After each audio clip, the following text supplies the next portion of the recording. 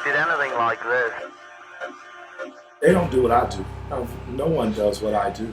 It's just something high and above what you get out of commercial music and popular music. You can't just wake up and do that, and that's no insult to anyone else, but if everyone could have made a rap music, they would. Pow, motherfucker, pow, come up off the side. Pow, motherfucker, pow, one up in it right. We some money-hungry wolves and we down to eat the rich. Your bodyguard and shit, we strip them like a stripper bitch. These real-ass killers moving silence with violence. The minute it's set off, be the motherfucking wildest. How you from Atlanta, they never speak a pun. Well, everybody got a second note and a gun. It's Atlanta this year, it's Miami this year, it's Chicago this year, it's New York. It's just a lot of good talented kids coming out. ASAP is from the East Coast, he's immensely talented. Kendrick is from the West Coast, he's immensely talented. The rap music of the year last year came out of Atlanta, Georgia, from a 9-year veteran. So, you know, it's everywhere, and that's what rap is supposed to be, anywhere and everywhere. Atlanta's been sending out great artists for over 20 years, so I would expect nothing less. I admire the young talent and wish them well, and you know, I'm just, when we get on that big stage, make sure we're competing. Here's the Rascals in sound check today, and I was duly impressed by them.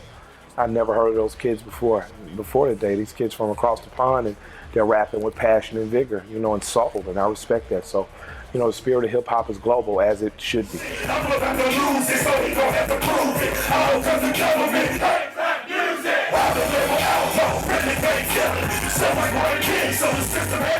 There's a lot of politics involved, you know, and I think we all know that.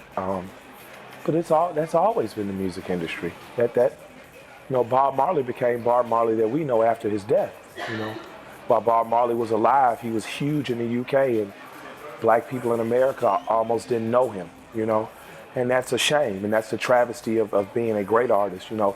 That's the Van Goghism. You know, Van Gogh saw one painting in his life, but that's not why you do it. You do it because you know the art is valuable, and eventually people are going to get it. So, of course, politics plays a hand in it, but I'm no politician, I'm an artist, so it's my job to create moments through art, not to politicize. The ballad of the bullet, some freedom or some bullshit. Will we ever do it big or just keep settling for little shit? We brag on having bread, but none of us are bakers. We all talk having greens, but none of us own acres. When I say that I'm glad Reagan dead, it's less about the man and more about the ideology of Ronald Reagan. Ronald Reagan was a puppet. He was a corporate pitch man that America believed was a leader, and he corporately pitched and disseminated our country in a way that other presidents had. And overall, his policy was bad for my community in particular because it helped to villainize young African American men and make it basically open season, while members of his cabinet engaged in a conspiracy to allow crack cocaine or cocaine to be flooded into the American streets to fund an illegal war. A few months ago, I told the American people I did not trade arms for hostages. My heart and my best intentions still tell me that's true, but the facts and the evidence tell me it is not. I will burn this motherfucker down. I will burn this motherfucker down. I'm not against Obama. I'm against being lied to. I voted for him in his first campaign. I think he is an incredible idol of some sort for young African American men in America to know that anything is possible. And with that said, with anything being possible, I have to hold him to the same accountability as I hold any other president. And he's not been fair and square with some of the things he said. In particular, my gripe is the decriminalization of marijuana.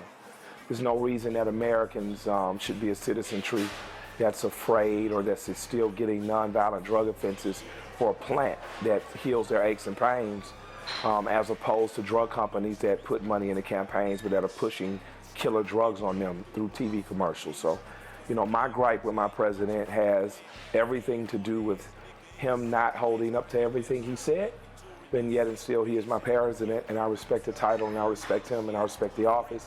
But I'm an American citizen, and we were taught that if you don't like something, you have the freedom of speech to exercise it, and I exercised it in Reagan. That does not mean that I support another candidate or another ideology aside from his. I just want him to hold square and true to why I voted for him. I voted for him because he's an African-American man that has lived in and understands the problem of Chicago, and African-American men are doubly unemployed compared to the national rate. We're more likely to die to gun violence. We're more likely to be in prison for non-violent drug offenses. And I think that whenever a constituency gives you 92 to 98% of their vote, they'll do something back. So I'm asking for what's owed to us.